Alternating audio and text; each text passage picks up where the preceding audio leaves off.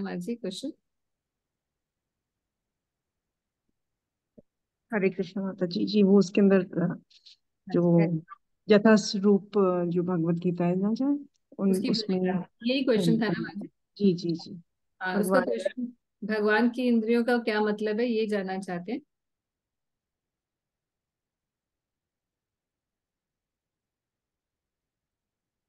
जी जी हाँ, तो बेसिकली जैसे हम हमारा पर्सनल कंसेप्शन है ना भगवान का।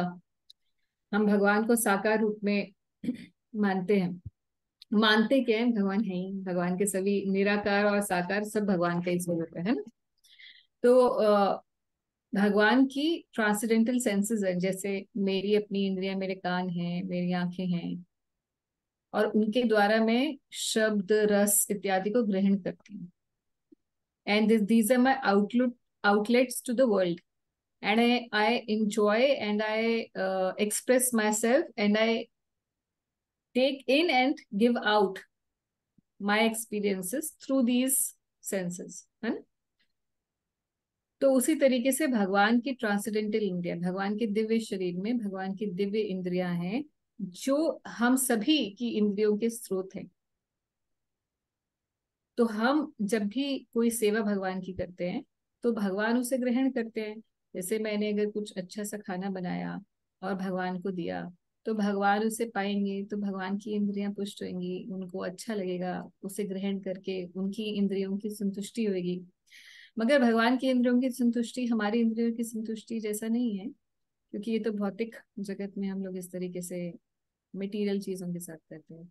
मगर भगवान प्रेम की अनुभूति करते हैं उन चीजों से जो हम उन्हें ऑफर करते हैं। तो भगवान की इंद्रियों से भगवान भी हमारे प्रेम को ग्रहण करते हैं। इसीलिए हम सेवा करते हैं तो भगवान की इंद्रियों को हम तुष्ट करते हैं। इसीलिए शास्त्रों में कहा गया है कि ऋषिकेश सेवनम भक्ति रुच्यते।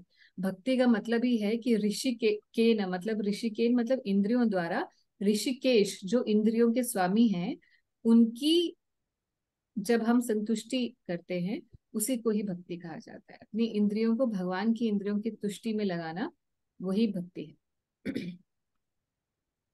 ओके, तो जस्ट टू रिकैप, इसका मतलब बेसिकली ये हुआ कि अगर कुछ मेरे को खाने को पसंद है, मगर क्योंकि हम उसको भोग लगा देते हैं तो हम भगवान जी को दे रहे हैं। For example, when ever I make करेला, आई डोंट नो व्हाई उसका कभी भोग ही नहीं लग पाता है। Hmm. I think and somebody told me कि he doesn't like कड़वी थिंग्स और समथिंग like that। मीठा खिलाइए तो वो खाते हैं, तो ऐसा भी नहीं कुछ नहीं, होता ऐसा तो है? बिल्कुल भी नहीं है, ऐसा बिल्कुल भी नहीं है। पहली बात तो मुझे कुछ पसंद है, आपने जैसे सेंटेंस शुरू किया कि मुझे कुछ पसंद है और मैंने भगवान को ऑफर किया, तो वो भक्ति ना ना ना ना, वो भक्ति नहीं है। मुझे कुछ पसंद है और मैंने फिर वो बनाया, भगवान को भोग लगाया, तो ये इससे क्या होगा कि जो मैंने बनाया था उसमें जो कर्म थे वो कर्म मुझे नहीं लगेंगे। ठीक है, वो प्रसाद बन जाएगा, तो मुझे कर्मास नहीं इंटरेक्ट करने पड़ेंगे उसके। तो कर्मा फ्री हो जाएगा डाइट। मगर भक्ति का मतलब ये है कि मैंने कुछ बनाया अपने लिए सोच के नहीं, मैंने यही सोच के बनाया कि कृष्ण को पसंद है या पसंद होगा, मैं बनाती हूँ उनके लिए कुछ अच्छे से। चलो आज कृष्ण के लिए कुछ अच्छा सा बनाया जाए, और वो चीज अच्छी नहीं बनी, लेट्स से, फिर भी भोग लगाई गई, भगवान को बड़ी अच्छी लगेगी, उसे भक्ति कहा जाएगा। मगर मैंने बनाई इस इंटेंशन से थी कि मुझे कुछ अच्छा खाना है, बना भी बहुत अच्छा, और मैंने भगवान को भोग लगा दिया, मगर ये भक्ति नहीं होगी। Because centre is me, centre is not Krishna satisfaction. So the in we should start with, okay, what do you want to eat today? That's the idea. या कृष्णा इज द सेंटर। जैसे when we love our children ना, तो इसे क्या क्या खाएगा तू आज, अब वो भैया अच्छा भी नहीं बना, आलू का पराठा उसको चाहिए था, और फिर भी मैंने तो मन से बनाया, मैंने बड़े प्रेम से बनाया, क्योंकि मैं उसको रिझाना चाहती थी अपने बच्चे को, है ना। तो वैसे ही भगवान के साथ प्रेम का संबंध, वैसे व्यक्ति रूप में हम भगवान को समझें और हम ये सोचें कि कृष्ण को ये पसंद होगा। अब इसमें बड़ी अच्छी कथा आती है दमयंती जी की। चैतन्य महाप्रभु के एक पार्षद थे राघव पंडित, और उनकी बहन थी दमयंती। तो राघव पंडित जी फेमस थे कि भगवान को खिलाने पिलाने में। तो हर साल झोलियों में भर के, मतलब छोटी छोटी पोटलियों में भर के ड्राई आइटम्स इतने सारे लेकर आते थे, दमयंती बनाती थी उनकी बहन। इतने सारे कि पूरे साल वो खाते रहते थे स्नैक्स। और फिर उसके साथ वो उनको एक कड़वा भी रोज भोग देती थी। कड़वा इसलिए भेजती थी कि भाई इतना सब कुछ खाएंगे तला हुआ तो पेट नहीं खराब हो जाएगा, तो इसलिए कड़वा भोग भी जाएगा। तो वो कड़वा भोग जो है भगवान रोज पाते थे, और उसको वो स्पेशली पाते थे कि ये तो मेरे लिए और प्रेम से डाला है ना। ये बात है। तो कड़वा जब भगवान वेदुरानी जी के केले के छिलके खा सकते हैं, तो करेले क्या चीज है। है नहीं। So true ji, so true, thank you so much, Hare Krishna, बहुत ही पता पड़ा। और नितिन प्रभु, आपको भी क्वेश्चन पहले ही ले लें। Yeah, we can take Mataji, or we can take at the end also, like I'm okay. ठीक है, तो फिर हम एंड पे लेते हैं, लेट्स स्टार्ट द क्लास, उसके बाद No फिर। problem, Mataji. ठीक है, सो आज हम नया चैप्टर स्टार्ट करेंगे, 6th chapter. Let me share the screen.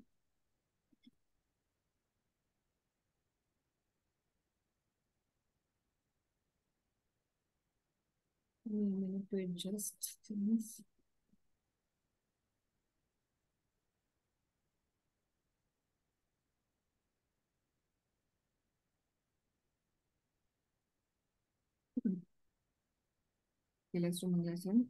नमो विष्णुपादाय कृष्णपृष्ठाय भूतले श्रीमते भक्ति वेदांता स्वामिनिति नामिने। नमस्ते सरस्वते देवे गौरवाणी प्रचारिणे निर्विशेष शून्यवादी पाश्चात्य देश तारिणे। जय श्री कृष्ण चैतन्य प्रभु नित्यानंद श्री अद्वैत गदाधर शिवासदि गौर भक्त वृंदा। ओम नमो भगवते वासुदेवाय। ओम नमो भगवते वासुदेवाय। ओम नमो भगवते वासुदेवाय। नारायणं नमस्कृत्यां नरं चैव नरोत्तमां देवीं सरस्वतीं व्यासां ततो जयमुदीरयेत्। नष्टप्रायेषु अभद्रेषु नित्यं भागवत सेवया Bhagwati उत्तमश्लोकैर्भक्तिर्भवति नैष्ठिकी। So we're doing Canto 2. Canto 2 में हम लोग chapter 6 पे पहुंच गए हैं, which is the second part of the Canto 2. First 3 chapters we did about superiority of bhakti, और अब चौथे अध्याय से सर्ग और विसर्ग, ब्रह्मा और नारद जी का संवाद चल रहा है। सृष्टि कैसे बनी, सर्ग मतलब पहली, मतलब first creation and the second creation, meaning primary creation bye Lord Narayan, and Visarg being the secondary creation by Lord Brahma. That is the conversation being the subject matter of the chapters 4 to 7. इसके बाद फिर परीक्षित महाराज फिर प्रश्न पूछेंगे 8वें अध्याय में। इससे पहले कि वो क्वेश्चन पूछें, उससे पहले हम लोग ये सर्ग विसर्ग के बारे में ब्रह्मा जी से सुन रहे हैं, और अब 6ठे अध्याय पे पहुंच चुके हैं। पिछले अध्याय में ब्रह्मा जी ने बताया था कि किस प्रकार नारद जी का संशय था। नारद जी ने 6 क्वेश्चंस पूछे थे, और मेनली क्वेश्चन यही पूछा था कि सृष्टि किस तरीके से हुई। मैं ऐसा समझता हूँ कि आप ही सृष्टि करता है, मगर आप किसी के भजन में लगे रहते हैं, आप तपस्या में लगे रहते हैं, तो लगता भी है कभी कभी संशय कि आपसे ऊपर कोई होगा। तो ब्रह्मा जी ने नारायण जी को कहा कि बिल्कुल सही सोच रहे हो, मुझसे ऊपर भी है भगवान नारायण। और फिर उन्होंने भगवान की किस प्रकार से सृष्टि करते हैं ये बात बताई थी पिछले अध्याय के 21 से लेकर 35 श्लोकों में। किस प्रकार फायर, हर एक एलिमेंट से नेक्स्ट एलिमेंट आता है क्रिएशन का, और किस तरीके से महत तत्व भगवान से आता है, फिर महत तत्व किस प्रकार से एक्सपैंड करता है, और ये सृष्टि दिखाई हमें देने लग जाती है। और किस प्रकार से इस सृष्टि को फिर अंत में उन्होंने बताया था इस अध्याय के, पिछले अध्याय के, कि ये जो पूरी सृष्टि है इसे भगवान के विराट रूप के तरीके से समझा जा सकता है। और विराट रूप के उन्होंने 3 तरीके से विराट रूप समझाया था। एक तो सृष्टि के हिसाब से, फिर वर्णाश्रम के हिसाब से भी समझाया था, और भगवान ये जो भगवान के विश्व रूप के ही अलग अलग भिन्न भिन्न बताए थे कि कैसे अलग अलग जो वर्ण और आश्रम है, ब्राह्मण जो है सर हैं, भुजाएं जो है क्षत्रिय हैं इत्यादि। और एक तरीका बताया था कि सृष्टि के ही सब चीजों को कैसे समझा जा सकता है। और फिर बताया था कि अलग अलग लोकों के द्वारा हम जो 14 भुवन है, 14 प्लानिटरी सिस्टम है इस ब्रह्मांड का, वो भी किस प्रकार से हम समझ सकते हैं, विश्व रूप के अंदर ही एग्जिस्ट करता है। तो अब ये बताने के बाद अब ब्रह्मा जी आगे की बातें बता रहे हैं, और इस अध्याय में हम लोग पढ़ेंगे, उसको सिनॉप्सिस देख लेते हैं। पहले 17 श्लोकों में यही बात चलेगी, जो विश्व रूप की बात ब्रह्मा जी पहले भी बता रहे थे। भगवान के विराट रूप की बात करेंगे, और विराट रूप का ही और व्याख्यान करेंगे कि किस प्रकार से भगवान की ही सभी इंद्रियों से हमारी इंद्रियां बनी हैं। और ये विराट रूप की चर्चा करते करते इस तरीके से बताएंगे कि कैसे भगवान का शरीर, जो दिव्य शरीर है, वो ही इस पूरे ब्रह्मांड की सभी वस्तुओं का आधार है। तो वो हम लोग इन 17 श्लोकों में पढ़ेंगे। उसके बाद फिर क्योंकि ब्रह्मा जी से पूछा गया था कि क्या इसके ऊपर भी कुछ जगत है, इस जगत का आधार क्या है, तो इस जगत के आधार के बारे में ही बता रहे हैं। ये अधिष्ठानम ऐसे प्रश्न पूछा था नारद जी ने 6 प्रश्नों में, जो पिछले अध्याय में पूछे थे।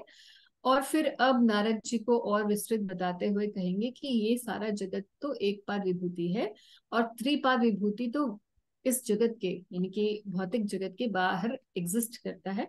ये श्लोक नंबर 18 से 22 में बताएंगे। और फिर 22 से 30 में Brahma ji gives a testimony, खुद ही अपना टेस्टिमनी का मतलब क्या होता है, गवाही दे रहे हैं, है ना, कि भाई भगवान नारायण ही इस भौतिक जगत के कॉज हैं। He is the reason why this world exist, he is the base of everything. और then 31 to 33 he is going to answer question number 2, which was यद अधिष्ठानम, पिछले अध्याय का क्वेश्चन है ये। और यद परम, कि परम कौन है और इस सृष्टि का आधार अधिष्ठानम क्या है, कहाँ जाती है सृष्टि जब इसका विलय हो जाता है। और फिर 34 से 38 में बताएंगे कि भगवान की महिमा को जानना ये किसी के भी बस की बात नहीं है। फिर भी ब्रह्मा जी कहेंगे कि 39 से 46 में फिर भी मैं प्रयास करूंगा भगवान महाविष्णु को, जो कि ओरिजिनल क्रिएटर है, उनको डिस्क्राइब करने का। So he tries to describe Mahavishnu who is also the father of Brahma ji, है ना, क्योंकि भगवान की नाभि कमल से ब्रह्मा जी प्रकट होते हैं। तो इस प्रकार से ये अध्याय चलेगा। इस अध्याय का नाम क्या है, पुरुष सुक्ता कंफर्म्ड। प्रभुपाद जी ने इस अध्याय का नाम ये इंग्लिश में भी ऐसे ही कंफर्म किया है। तो ये पुरुष सुक्त क्या है, आप जानते हैं, आप में से कोई जानते होंगे भक्त? ये जब भी देवता लोगों पे कोई आपत्ति आती है तो वो जब ब्रह्मा जी के पास जाते हैं तो वो ब्रह्मा जी क्षीर सागर में जाके पुरुष सूक्त रिसाइट करते हैं, और फिर विष्णु भगवान उनकी हाँ आवाज सुनाई देते हैं या हाँ रोशनी हाँ दिखती है। हाँ, वेरी गुड। तो ये Purusha Sukta is a standard prayer, it is found in the Rigveda. Rigveda में भी है, और फिर सामवेद की संहिता में भी है, और तैत्तरीय संहिता में भी है। तो Purusha Sukta is a standard prayer of the devatas. और ये अगर आप जाएंगे मायापुर में, तो मायापुर में ज्यादातर छोटे छोटे जो गुरुकुली बच्चे हैं, उनको ये सब रटा रहता है। तो कोई भी आप देखेंगे समारोह होता है, कोई सेरेमनी होती है, तो बच्चे आते हैं, पुरुष सुक्ता गाते हैं। It starts like this, that सहस्र शीर्षा पुरुषा सहस्र पादम, कि हम we pay obeisances to the Lord who has सहस्र शीर्षा।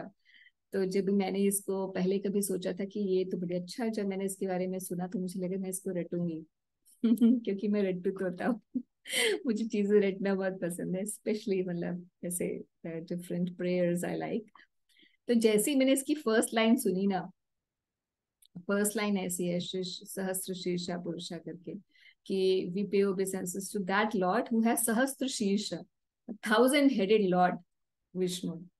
तो मैंने कहा oh no no no, I want to have some prayer which is for the one-headed Lord, because I don't want a thousand-headed Lord.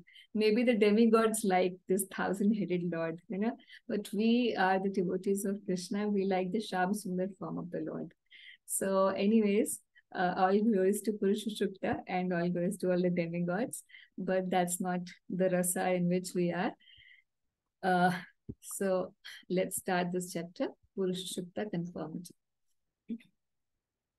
अच्छा, तो हम लोग भागवत से शुरू करते हैं.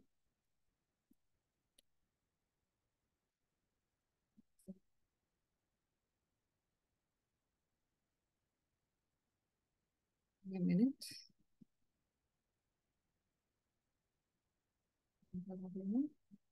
9.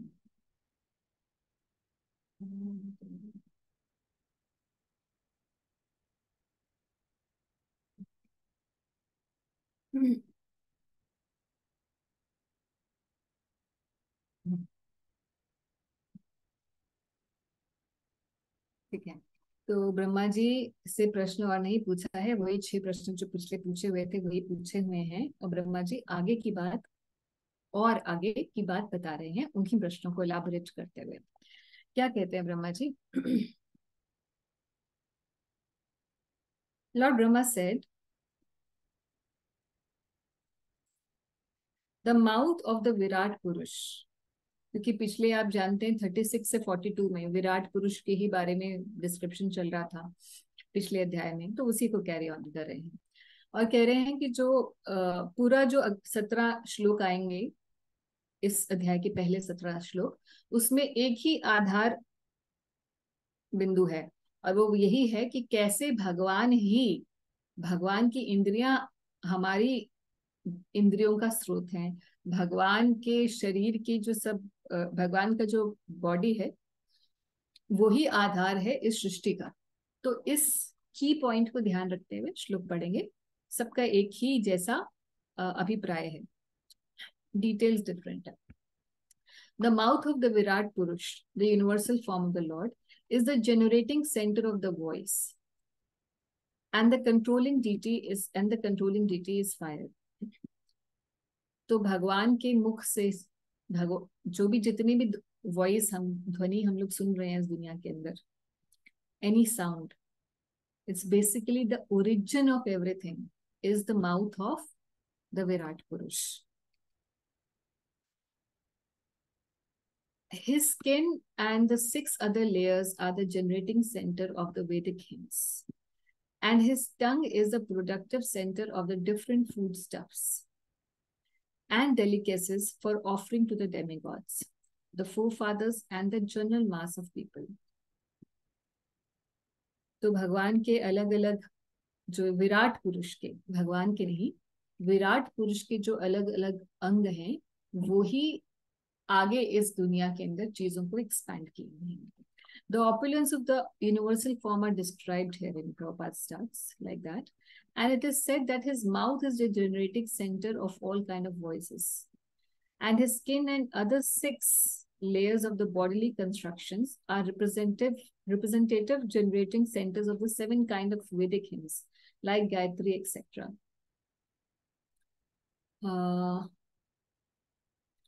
So basically, Prabhupada is drawing a very important point from this, that it is to be understood that the voice, the tongue, the skin, etc. suggest that the Lord in his transcendental form is not without them. ये ऐसा नहीं है. निराकारवाद का खंडन करते हुए प्रभुपाद जी कह रहे हैं कि जब ये बातें हम लोग पढ़ते हैं शास्त्रों से, तो ये समझ में सबसे पहले आना चाहिए कि भगवान की इंद्रियां हैं. भगवान कोई निराकार या फॉर्मलेस नहीं है.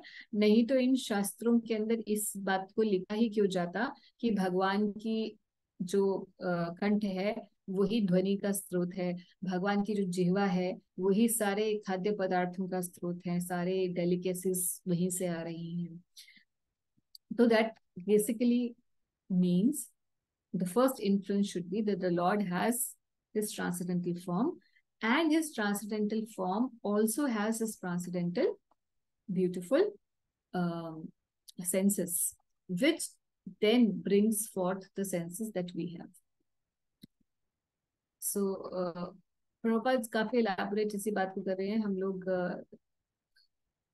आगे बढ़ते जाएंगे श्लोकों में।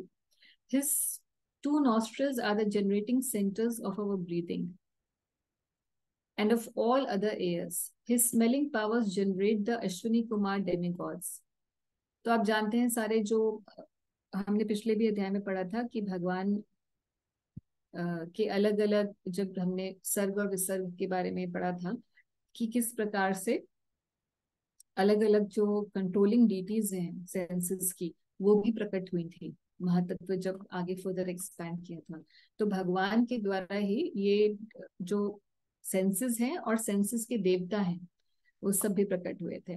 तो उसी तरीके से यहाँ पर और इलाबोरेट करते हुए बता रहे हैं कि his smelling power generates the Ashwani Kumar. आप जानते हैं ना, अश्वनी कुमार दो भाई हैं जो कि मेडिकल डॉक्टर्स हैं फॉर द डेमिगॉड्स, और इसी से पता चलता है वहां पे भी लोग बीमार पड़ते हैं, तो स्वर्ग में भी गड़बड़ चलती रहती है।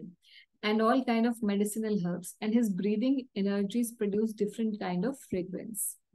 तो भगवान की श्वास से ये हर प्रकार की सुगंध आती है। और his eyes are the generating centre of all kind of forms. तो भगवान की आंखों से सारे ये जितने भी रूप है वो कहाँ से जनरेट हो रहे हैं? भगवान के नेत्रों से। कि नेत्रों से सब हम रूप ही दर्शन करते हैं, तो जब भगवान के नेत्रों से ही ये सब रूप प्रकट हो रहे हैं इस दुनिया के अंदर। And they glitter and illuminate. What? His eyes glitter and illuminate. His eyeballs are like sun and the heavenly planets. ऐसे, by the way, what is the color of Krishna's eyes?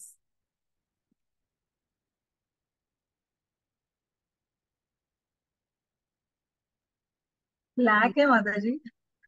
Black. Okay. I don't no माता जी, मैं guess It's a guess. Brown जैसी लगती है। हाँ, वो तो deities में आपने पेंटिंग में ब्राउन जी देखा है। जी। हाँ, but actually it's not brown. It is deep, जैसे बम्बल बी का ब्लूइश ब्लैकिश कलर होता है ना, बम्बल बी जो काले वाला होता है भंवरा, वो पूरा काला नहीं होता, उसमें एक हल्का सा श्याम वो रहता है ना, ब्लूइश ब्लैकिश। वैसे ही भगवान के केश भी ऐसे हैं और उनका ह्यू ऐसे ही निकलता है, ब्लूइश ब्लैकिश ह्यू है भगवान के केशों का। एनीवेज, यहाँ पे लिखा है the eyeballs are like sun and heavenly planets. तो of course they are talking about Virat Roop, not about Krishna himself, because Krishna's eyes are very beautiful. His ears hear from all sides and are receptacles for all the Vedas. And his sense of hearing is the generating center of sky and of all kind of sounds. तो भगवान की जो senses है, देखिए सुनने की जो शक्ति भगवान की है, उसी से ही सारी ध्वनि जितने भी साउंड्स आ रहे हैं, तो उसका जनरेटिंग सेंटर है स्काई का। क्योंकि ईथर या स्काई, आकाश ही वो स्थान है जहाँ पे सारी साउंड्स विचरती हैं। तो कहने का अर्थ यही है हर श्लोक में कि ये सृष्टि के अंदर जो भी है उसकी आधारशिला भगवान का विराट रूप है। His bodily surface is the breeding ground for the active principles of everything and for all kind of auspicious opportunities. His skin, like the moving air, is the generating center for all kind of sense of touch and is place for performing all kind of sacrifice. तो simple आगे पढ़ते हैं। हाँ, तो the hairs on his body are the cause of all vegetation. तो विराट रूप के जो हेयर्स हैं, सॉरी मैंने अभी चैट खोला और उसमें श्रीधर प्रभु ने लिखा हुआ है ब्लू है कृष्णा की आईज। नहीं, कृष्णा की आईज ब्लू नहीं है, राधा रानी की आईज ब्लू है, because she's always looking at Krishna. Okay. The hairs on his body are the cause of all vegetation. तो हर जगह यही ध्यान रखिएगा कि जो विराट रूप की जहां भी चर्चा होगी तो हम हमेशा पैरेलल ड्रॉ करेंगे भगवान की। जो भगवान नहीं बोलना चाहिए, विराट रूप बोलना चाहिए, क्योंकि भगवान तो श्री कृष्ण हैं, या भगवान नारायण है, और जो विराट रूप है वो भगवान का एक कंसेप्शन है। आप जानते हैं ब्रह्मा जी ने पिछले अध्याय में कहा, कैसे शुरू किया था 36वें श्लोक में, कि कुछ फिलोसफर्स, कवि जो हैं, ऐसा कल्पना करते हैं कि ये सृष्टि भगवान का विराट रूप है ना। ऐसे ही शुरू किया था ब्रह्मा जी ने, अगर आपको 36वां श्लोक पिछले अध्याय का याद हो। तो बेसिकली ये जो विराट रूप है, ये भगवान का कोई ऐसा कोई रूप नहीं है जैसे राम कृष्ण रूप इत्यादि। ये एक मनोकल्पित ऐसा है ताकि हम समझ सकें। तो जहां भी डिस्क्रिप्शन है वहां पे there is a parallel between the prakriti, this bhautik prakriti, and the limbs of the Virat roop. So बस इसी तरीके से चलेगा, तो यही एक पैरेलल ड्रॉ होता रहेगा। So the hairs on his body are the cause of all vegetation, particularly of those trees which are required as ingredient for sacrifice. इसलिए कई बार आपने देखा होगा जैसे कुश ग्रास होती है ना, कुश का आसन लेके हम लोग बैठते हैं, तो कई जगह ऐसे लिखा होता है जो कुश है, भगवान जब प्रकट हुए थे नरसिंह के रूप में, तो उनके जो केश हैं उनसे ये कुश की उत्पत्ति हुई थी। उनके जब केश गिरे तो ऐसे भगवान ने किया तो केश गिरे और उससे कुश की उत्पत्ति हुई, इसलिए कुश बहुत पवित्र माना जाता है। उसी के ऊपर आसन, उसी कुश के आसन पर सारे यज्ञ इत्यादि होते हैं। तो तो specially of those trees which are required as ingredient for sacrifice, तो भगवान के हेयर्स, तो इस तरीके से हम समझ सकते हैं अलग अलग लीलाओं से भी। The hairs on his head are the reservoir for the clouds and his face is the breathing ground of electricity and mica. Oh, just imagine किसी किसी का तेज होता है ना फेस पे, देखिए भगवान के फेस पे कितना तेज है। His nails are of stones and iron ores.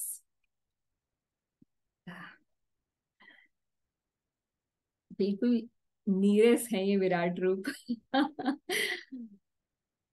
क्योंकि भगवान की जो नख है ना, उनकी तुलना चंद्रमा से की गई है। तो एक गायत्री है जो हम लोग वैष्णव लोग गायत्री करते हैं, गोपाल गायत्री है। तो जब हमारा ब्राह्मण दीक्षा रहती है तो हमें वो गायत्री मिलती है। तो गायत्री के अंदर गोपाल मंत्र मिलता है, तो उसमें डिस्क्रिप्शन है कृष्ण की, and Krishna's transcendental beautiful body is compared to 24 moons। 24 moons, एक भी नहीं। तो एक बार विश्वनाथ चक्रवर्ती ठाकुर जो है, उनको जब समझ नहीं आया कि ये 24 मून्स, मैं तो I am not able to understand which are those 24 moons. तो ये उन्होंने पढ़ा, इसकी डिस्क्रिप्शन है, कृष्णदास कविराज गोस्वामी लिख रहे हैं ग्रंथ के अंदर कि कृष्णा's beautiful body in the Gayatri is compared to the 24 and a half moons, 24 and a half, 24.5 moons.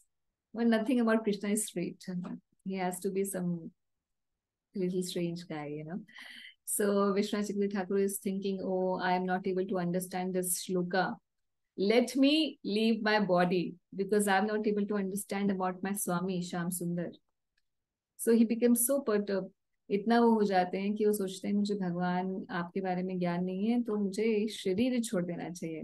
तो स्वप्न में उन्हें राधा रानी दर्शन देते हैं और राधा रानी बताते हैं कि किस प्रकार से ये 24.5 क्या है। 24.5 तो बताती हैं कि भगवान के, तो उसमें से 20 जो हैं वो तो भगवान के नख ही हैं, चरणों के नख, और भगवान के कर कमल के जो नख हैं वो कैसे हैं, 20 हो गए ना, 10-10 ऊपर नीचे। हाँ, तो 20 तो यही चंद्रमा है, तो चंद्रमा के समान खूब सुंदर है भगवान के, ऐसे कांति निकल रही है भगवान के नखों से।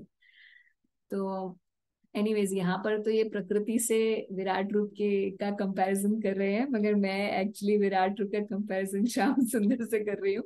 सो anyways the point is that this whole conception of the Virat roop is for those devotees who are very neophyte, ऐसे अध्यात्मवादी जो भगवान के सुंदर स्वरूप के प्रति आकृष्ट नहीं हो पाते हैं, ऐसे अभागे लोग होते हैं उनके लिए, मगर वो अध्यात्मवादी हैं, किसी प्रकार से भी भगवान से जुड़ना चाहते हैं, तो उनके लिए इस प्रकार का डिस्क्रिप्शन है कि भगवान के जो नख हैं वो आयरन ओर्स या स्टोन्स जो है, everything is coming from basically the supreme Lord. उनको इतना ही समझ में आ जाए तो आ, ये साइंटिस्ट टाइप के लोग होते हैं जिनको ये लगता है कि ये दुनिया अपने आप से बन गई, उनके लिए ये बातें सही हैं कि भैया सब कुछ जो सामान इस दुनिया में देख रहे हो वो विराट रूप के द्वारा आ रहा है। So one can therefore collect all sort of necessities of life from the person of the Lord. Whatever is there in this world, one can get from the personality of the Lord. So the Lord is the supreme cause of all causes. That is the whole point being told here. So the Lord's arms are the productive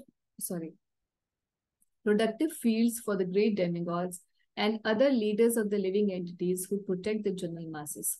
तो भगवान की जो भुजाएं हैं वही क्या है, आश्रय हैं और वही सबको संरक्षण प्रदान कर रहे हैं। He is giving the protection, है ना। तो जैसे हमने देखा था विराट रूप की भुजाओं को किससे हमने कंपेयर किया था लास्ट, ब्रह्मा जी कंपेयर कर रहे थे कि विराट रूप की भुजाएं जो क्षत्रिय हैं, क्यों, क्षत्रियों का काम है दूसरे लोगों को की रक्षा करना, तो इसीलिए भुजाओं से, बिकॉज भुजा में बल रहता है ना, तो भुजाओं से इसीलिए कंपैरिजन है। तो भगवान की भुजाएं जो हैं उसी के द्वारा ये सब इंद्र चंद्र इत्यादि जितने भी देवता बने हैं, ताकि वो सभी और जितने भी लीडर्स हैं who are protecting others, all the kings and all those who are protecting others, ऐसे सभी लोग जो हैं उन सब का आधारशिला, या फिर कहा जाए कि उनकी जो प्रोटेक्टिव स्पिरिट है, that is also coming from the Virat रूप। कहाँ से? विराट रूप की भुजाओं से आ रही है। तो प्रभुपाद यहाँ पर कह रहे हैं भागवत के ही एक श्लोक को, 10वें स्कंद के श्लोक को बताते, भगवत गीता के, माफ कीजिए, भगवत गीता के श्लोक को कहते हुए क्या बता रहे हैं, there are many powerful kings, leaders, learned scholars, scientists, artists, engineers, business magnates, और ये तो छोड़ दीजिए, ये तो यहाँ के लोग हैं, and even more powerful deities of demigods like Brahma, Shiva, Chandra, Surya, Varun, Marut, etc., who are all protecting the interests of the universal affairs and maintenance in different positions, and all of them are different powerful part and parcel of the Supreme Lord.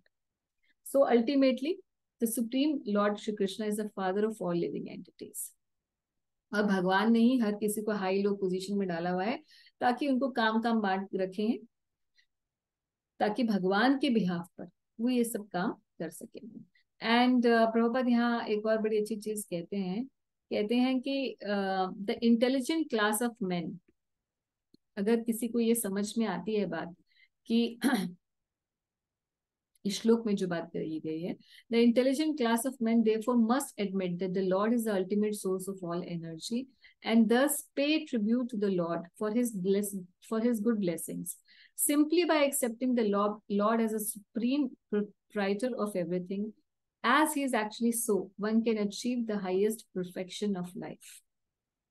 कि भगवान ही हर चीज के मालिक हैं, ये बात समझ जाए अगर कोई व्यक्ति, तो अपने आप उसकी असदगति हो जाएगी। और जितने भी ये देवी देवता बैठे हैं वो सभी इसीलिए उस जगह पर बैठे हैं क्योंकि वो इस बात को मानते हैं कि हमारी शक्ति के आधार और हमारे स्वामी और इस जगत के स्वामी भगवान है।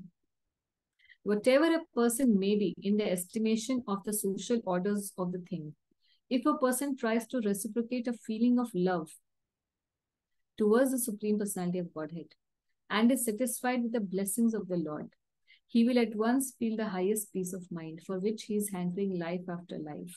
बहुत इंपॉर्टेंट बात प्रभुपाद यहाँ कह रहे हैं कि एक्चुअल में जो पीस ऑफ माइंड के पीछे दुनिया भाग रही है ना, तो तभी आएगा कि आप कितने भी कहीं भी क्यों ना हो, आप नीचे से नीचे क्यों ना हो और ऊपर से ऊपर क्यों ना हो इस वर्ल्ड के एस्टिमेशन में, मगर अगर आप भगवान से प्रेम का संबंध बना लें, प्रेम के संबंध पर ही ये पीस ऑफ माइंड आने वाला है।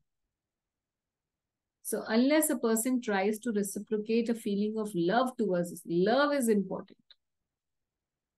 और आगे एक जगह जाके प्रभुपाद कहेंगे कि आगे हम श्लोकों में पढ़ेंगे तो प्रभुपाद बताएंगे धर्म अर्थ काम मोक्ष ये सब कुछ क्या है, अविद्या है, जिसको हम सनातन धर्म में क्या कहते हैं, पुरुषार्थ कहते हैं ना। 4 पुरुषार्थ हैं जीवन के, मनुष्य जीवन के, वेदों के अनुसार। क्यों बोलेंगे, क्योंकि ये जो प्रेम है ना, ये नहीं कोई सिखाता। चारों वेदों के अंदर भी इन्हीं 4 पुरुषार्थों की बात हो रखी है, धर्म अर्थ काम और फिर मोक्ष। कि एंजॉय करो, धर्म करो, धर्म से काम आएगा, काम तृप्ति होगी, अर्थ आएगा, अर्थ से भी काम तृप्ति होगी, और उसके बाद फिर एंड में मोक्ष के लिए भी प्रयास करो। मतलब थोड़ा ये भी करो, थोड़ा वो भी करो, और मोक्ष का भी, मोक्ष में भी सेंटर अपने आप को ही बना के रखो, क्योंकि मुझे मोक्ष पाना है, मुझे यहाँ से निकलना है, दोबारा दोबारा जन्म नहीं लेने हैं, तो मेरी दुर्गति नहीं होनी चाहिए, इसलिए मुझे मोक्ष चाहिए। तो ये सब कुछ क्या है, इस सब में क्या है, सेंटर मैं ही हूं, I am the centre. So where is the need of God, God is only needed to give me moksha. तो भगवान की सेवा मैं इसलिए करूंगा, या भगवान का नाम मैं इसलिए जपूंगा क्योंकि मुझे मोक्ष चाहिए उनसे। तो भी सेंटर कौन है, मैं ही हूं। इसलिए धर्म अर्थ काम मोक्ष, ये तीनों, ये चारों चीजें हैं जो पुरुषार्थ जो हैं, इनका कोई अस्तित्व नहीं है, क्योंकि इस सब के अंदर मैं और मेरा से निकलने की बात ही नहीं हो रही है, इवन मोक्ष में भी नहीं है। और क्योंकि मैं और मेरा की जो ये फॉल्स कंसेप्शन आ रखी है, जिसके अंदर मैं और मेरा ही ज्यादा है, वो प्रेम नहीं कर सकता। ऐसे भी नॉर्मल दुनिया के अंदर देख लीजिए कि प्रेम करने के लिए आपको निस्वार्थ होना पड़ता है ना, अपने अपने से आगे सोचना पड़ता है। जैसे माँ एक बच्चे को प्रेम करती है, तो वो रात को जागेगी, वो ये नहीं सोचेगी अरे मेरी नींद का क्या होगा, अरे मेरा कैसे होगा, मेरी हेल्थ का क्या होगा, तो फिर तो वो बच्चा ही नहीं पलेगा। वो प्रेम ही नहीं, अगर वो प्रेम नहीं है तो वो नहीं कर सकती है सेवा। इसीलिए भगवान वो एक प्रेम डालकर या ममता डालकर, फीलिंग्स डालकर भेजते हैं हमारे अंदर। नहीं तो हम लोग जिस तरीके के सारे इस दुनिया के अंदर लोग कैसे सेल्फ सेंटर्ड है ना, वो सेल्फ सेंटर्ड व्यक्ति तो फिर किसी और को पाल ही नहीं सकता जिस तरीके के हम हैं। तो इसलिए भगवान वो डाल के भेजते हैं, ऐसा संरचना करते हैं, वो इमोशंस आ जाते हैं ताकि हम कर सकें। तो वो इमोशन प्रभुपाद कहते हैं जो माँ का बच्चे के लिए होता है, it is a slight reflection of the immense love which God has for us. तो माता का जो प्रेम निस्वार्थ प्रेम होता है एक छोटे बच्चे के लिए, बड़े हो जाने के बाद माँ का बच्चे से उतना प्रेम नहीं होता। छोटा बच्चा जो आश्रित होता है, उसके लिए जो प्रेम होता है माँ का, वो प्रेम जो है वो एक छोटा सा कण है उस प्रेम का जो भगवान हमसे करते हैं। तो इसीलिए 4 पुरुषार्थों के बारे में कृष्णदास कविराज गोस्वामी चैतन्य चरितामृत के अंदर कहते हैं कि प्रेम पुरुषार्थ जो है वो पंचम पुरुषार्थ है। यार आगे यार आगे तृण तुल्य 4 पुरुषार्थ, कि प्रेम पुरुषार्थ के आगे तृण तुल्य है, तृण के जैसे हैं, तिनके के समान है ये 4 पुरुषार्थ। क्योंकि प्रेम के अंदर व्यक्ति निस्वार्थ होना समझता है, और वो अपने प्रेम के विषय जो कृष्ण है उनके लिए सब कुछ काम करना समझता है। कि ये यहाँ पर आती है जब अपने को सेंटर ना करके भगवान को सेंटर में कर लिया जाता है, तो प्रेम हो जाता है। यही प्रेम की परिभाषा है, कि अपनी इंद्रियों की तुष्टि करने को काम कहते हैं, और कृष्ण की इंद्रियों की तुष्टि करने को प्रेम नाम दिया गया है। तो पीस ऑफ माइंड के लिए प्रभुपाद कह रहे हैं कि the only way a person can get a peace of mind in the real sense is when one loves the supreme lord. तो इसीलिए हम देखते हैं शास्त्रों के अंदर कि कितने भी महान ये देवी देवता हैं, हम कथाएं सुनते हैं कि फिर भी वो पीसफुल नहीं है ना, उनको हमेशा लड़ाई झगड़ा चल रहा है, किसी के साथ द्वंद्व चल रहा है, ये सब चल रहा है। मगर सोचिए कि वो तो देवी देवता होते हुए भी इतने पीसफुल संतुष्ट नहीं है, सब कुछ होते हुए भी, इतनी पावर्स होते हुए भी संतुष्ट नहीं है। आप कितने भी प्रसंग सुन लीजिए शास्त्रों के अंदर, और आप यही पाएंगे कि वहां पे भी वही सब कुछ हो रहा है जो यहाँ हो रहा है। Basically everything is same, but in a better facilities है यहाँ पर, सत्वगुण का आवरण है, मगर वो काम यही रहा है सब कुछ। सबके बच्चे हो रहे हैं, किसी की शादी हो रही है, कोई मर रहा है, कोई झगड़े हो रहे हैं, एक से दूसरे के ऊपर विवाद चल रहा है, स्कीम चल रही है। कभी असुर जो है देवताओं के ऊपर चढ़ाई कर रहे हैं, और देवता जो है वो एंजॉय कर रहे हैं नंदन कानन में, लड़कियां चल मतलब अप्सराएं या जो भी हैं, एवरीथिंग सोमरस चल रहा है। तो हो ही यही रहा है यहाँ पे, जो दारूबाजी लड़कीबाजी चलती है वही चल रहा है basically.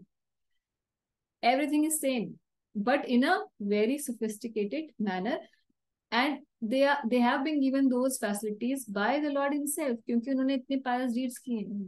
they are given in lieu of the pious deeds, in exchange of the pious deeds, they are given higher enjoyments। तो काम वही चल रहा है। कहाँ पीस ऑफ माइंड होगा हम लोगों को? है नहीं है ना, यही सब करके हम सब भी यही कर रहे हैं, मगर कहीं चैन नहीं है। तो उन लोगों को कहाँ से चैन हो जाएगा? तो कहीं पे भी कोई भी क्यों ना हो इस सृष्टि के अंदर, उसको चैन नहीं मिलेगा, मगर उस भक्त को चैन जरूर मिल जाएगा जो भगवान के नाम में रचा हुआ है। उससे पूछ के देखिए, वो पूरा शांत है, उसे कुछ चाहिए ही नहीं, निष्किंचन व्यक्ति को कुछ भी नहीं चाहिए, और उसके पास कुछ भी नहीं होगा, शायद 2 वक्त खाना भी नहीं होगा, मगर बड़े मजे में होगा। क्यों? क्योंकि उसके पास प्रेम है। इसीलिए शास्त्रों के अंदर ये 4 पुरुषार्थ, भक्ति शास्त्रों के अंदर, बाकी शास्त्रों में, धर्म शास्त्रों में तो 4 पुरुषार्थ की ही बात है, मगर भक्ति शास्त्रों के अंदर 4 पुरुषार्थों की बात नहीं होती, सिर्फ प्रेम की बात होती है, क्योंकि असली धन प्रेम ही है।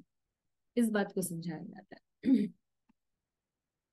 तो आगे चलते हैं। Thus the forward steps of the Lord are the shelter of the 3 upper, lower and heavenly planets। तो भगवान के आगे बढ़ते हुए चरण, आगे बढ़ते हुए चरण जो है वो क्या है? आश्रय हैं। वो चरण जो है भगवान के, वो आश्रय हैं तीनों त्रिभुवन के। as well as for that we need, or as well as for all that we need, they serve as protection from all kind of fear। तो गोपी जन भी भगवान के चरणों के बारे में ऐसे ही बता रही हैं कि आपके चरण जो है, चरण पंकजम शंतमम चते, कि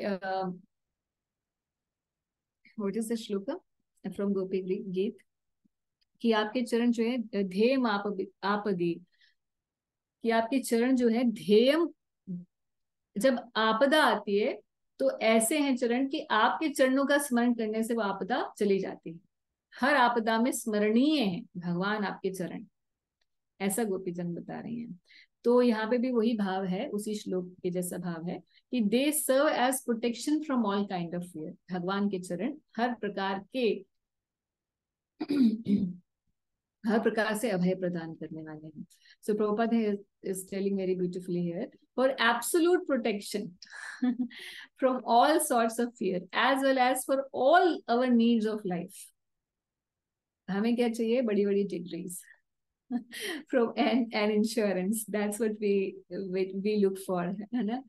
हमें ऐसा लगता है कि सारे फियर खत्म हो जाएंगे अगर हमारे पास एक अच्छी सी इंश्योरेंस पॉलिसी हो, हमारे काम धंधे सही चल रहे हो, लड़कियां सोचती है अच्छे लड़के से शादी हो जाए, कोई लड़का सोचता है कि अच्छी पोस्ट मिल जाए, है ना। That's what we think, but Bhagavat is saying कि एक्चुअल में हर प्रकार की आपदा से बचाने वाले भगवान के चरण है, absolute protection guarantee. We must take shelter of the lotus feet of Lord, not only in his in this planet but also in all upper, lower and heavenly planets। हर जगह यही बात सत्य है। This absolute dependence on the lotus feet of Lord is called pure devotional service, and it is directly hinted within this passage कि भगवान के चरणों का आश्रय कोई ले लेगा तो कभी भी उसको योग क्षेम वहाम्यम, that is the actual insurance, है ना। कि भगवान कह रहे हैं आपके पास जो नहीं है, जो भी मेरी भक्ति करता है उसको मैं वो प्रदान करता हूँ जो उसके पास नहीं है, और जो whatever he lacks I give and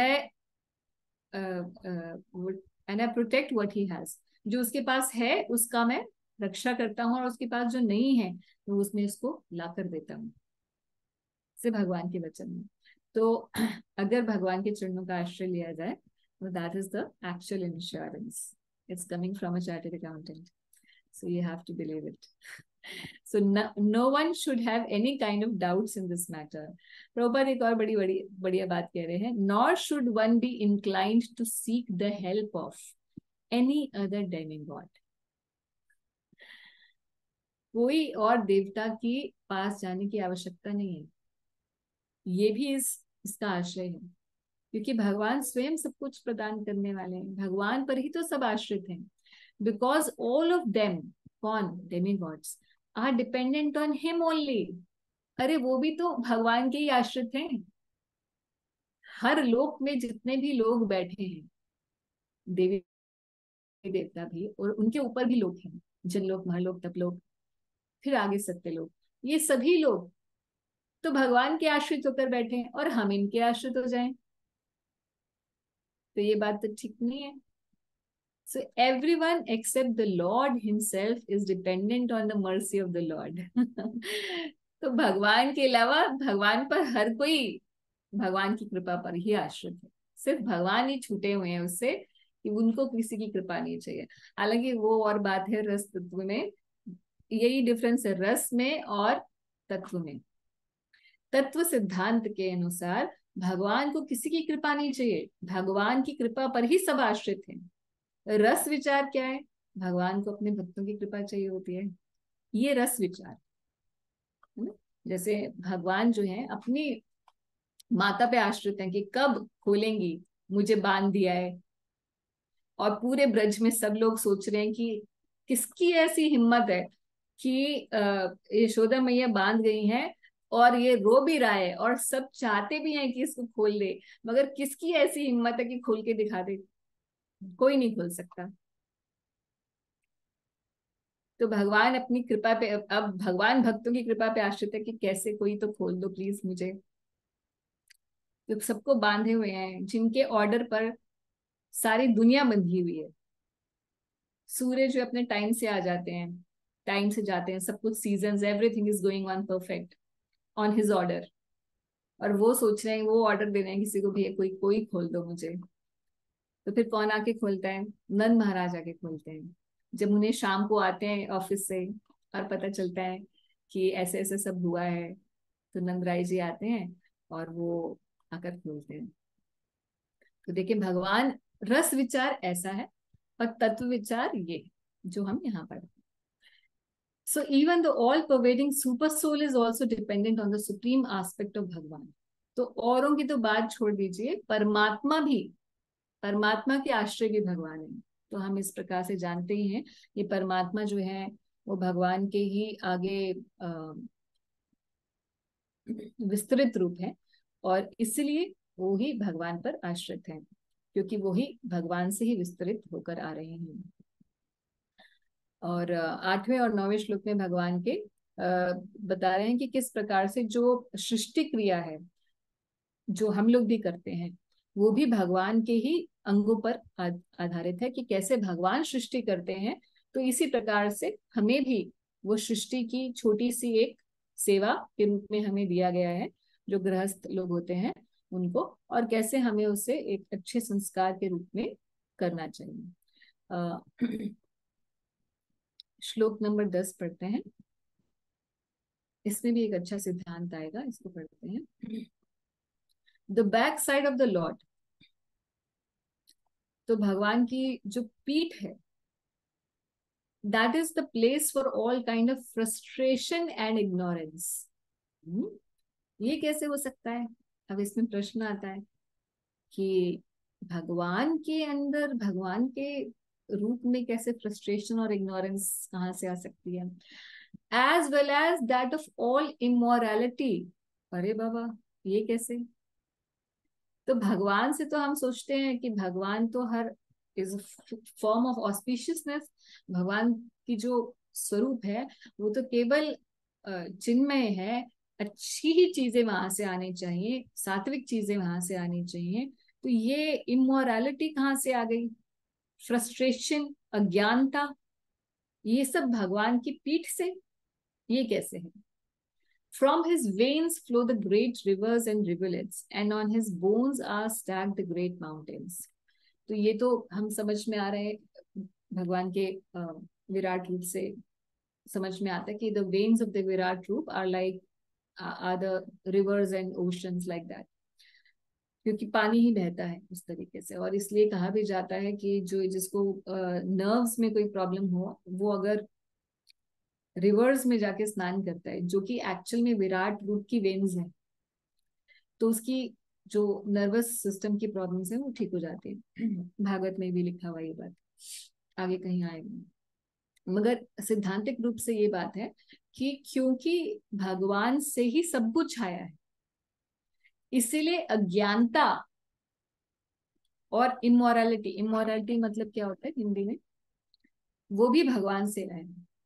अधर्म शब्द है यहाँ संस्कृत में, कि अधर्म भी भगवान से आए, और तमस अज्ञानता ये भी भगवान से आ रही है, भगवान की पीठ से, यानी कि back side of the Lord. तो अनैतिकता, अनैतिकता, हाँ अनैतिकता।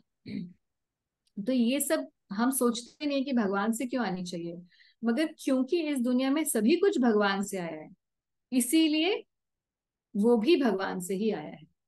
मगर भगवान ये सब चीजें क्यों देंगे, भगवान क्यों अनैतिकता देंगे, क्यों अधर्म को फैलाएंगे, या क्यों इग्नोरेंस को लेकर आएंगे? इसी बात को भगवान भगवत गीता में भी बोले हैं कि मुझी से ज्ञान अपोहनम और अज्ञानता, फॉरगेटफुलनेस और अज्ञानता, ये सब कुछ मुझसे आता है। इस बात को भगवत गीता में भी भगवान करेंगे। तो क्यों ऐसा है? क्योंकि everything is coming from the lord, and then there will be people who would be like this. So all those people and their such tendencies are also coming from the original source. तो क्या भगवान भी ऐसे ही हैं? तो भगवान to some extent ऐसे हैं, मगर भगवान जब इन अनैतिकताओं का पालन करते हैं तो वो भी नैतिकता के अंदर ही आ जाते हैं, क्योंकि भगवान के सभी अवगुणों के स्रोत भी भगवान ही है। मगर वो अवगुण जो हैं वो जब भगवान के अंदर होते हैं तो वो अवगुण के रूप में नहीं होते। जैसे भगवान माखन चोर, तो चोर तो ओरिजिनल चोर कौन है इस दुनिया, इस पूरे सृष्टि का? माखन चोर ही है ओरिजिनल चोर, है ना? तो चोर भी हैं, और पर स्त्री का सत्संग करने वाले। तो मगर भगवान की जब ये लीला होती है तो वो पूरी तरीके से दिव्य होती है, उसमें ऐसा भौतिक कलमश नहीं होता। तो भगवान एक तरीके से करते भी हैं, दिखता है कि ऐसा करते हैं, मगर वो होता नहीं है वैसा, अनैतिकता होती नहीं है। मगर अनैतिकता का दिखावा जरूर होता है। जैसे भगवान छल किए, छली के नाम से, जहाँ पूरे भागवत महाभारत के अंदर देखिए, जो जितने भी ये भगवान के ओपोनेंट्स थे, दुर्योधन, कंस इत्यादि, तो ये सब भगवान को छलिए के रूप में बोलते थे कि ये तो छलिया है ना? तो छल कपट करने में भी भगवान से बड़ा कोई नहीं है। भगवत गीता में भगवान कह रहे छलियों में मैं क्या हूँ? द्यूत क्रीड़ा हूँ, मैं ही हूँ द्यूत क्रीड़ा, है ना? तो इस तरीके से भगवान की हम देख सकते हैं, भगवान अपने वचन को भी नहीं पालन करते। कभी कभी झूठ बोलते हैं ना, जो व्यक्ति अपने वचन पालन नहीं करता, उसको क्या कहते हैं? झूठा ही बोला जाता है। तो भगवान ने भी अपना वचन पालन नहीं किया। भगवत गीता के महाभारत में हम देखते हैं भगवान अपना वचन पालन नहीं कर रहे, मगर वो किस लिए नहीं कर रहे? अपने भक्त को की महिमा को बढ़ाने के लिए। तो भीष्म देव के सम्मुख जो है भगवान अपना वचन छोड़ देते हैं, है ना? तो इस तरीके से बहुत सारे एग्जाम्पल हैं जिसमें भगवान युधिष्ठिर महाराज को कह रहे हैं झूठ बोल दो, तो ये अनैतिकता दिखाई देती है। मगर जब भगवान उनको करते हैं अपनी लीलाओं के अंदर, तो वो अनैतिकता नहीं होती, वो अधर्म नहीं होता, वो वास्तविक में धर्म ही होता है, मगर दिखने में अधर्म लगता है। तो ये सब चीजें भी भगवान से ही आती हैं, मगर इनको, ये चीजें हमें अप्लाई नहीं करनी है। भगवान के ऐसे जो आचरण होते हैं जो दिखने में कॉन्ट्रोवर्शियल होते हैं, उन कॉन्ट्रोवर्शियल चीजों को हमें अप्लाई नहीं करना होता। हमें उन बातों को अप्लाई करना होता है, उन शिक्षाओं को अप्लाई करना होता है जो भगवान उपदेश दिए हैं। इसीलिए जब भी कहीं भी शास्त्रों में ऐसा आया है कि जब भी कभी भी किसी भी समय दो मतलब द्वंद हो जाए इस बात का, दो ऑप्शंस हो कि ये तो भगवान ने किया था और ये भगवान कह रहे हैं, और ये दोनों बातें एक से दूसरी मेल नहीं खाती। भगवान कह तो ये रहे हैं, कर ये रहे हैं। जैसे भगवान कह रहे हैं हर किसी को ब्रह्मचर्य रखना चाहिए, मगर भगवान के आचरण में तो कोई बोले कि भगवान अरे 16,108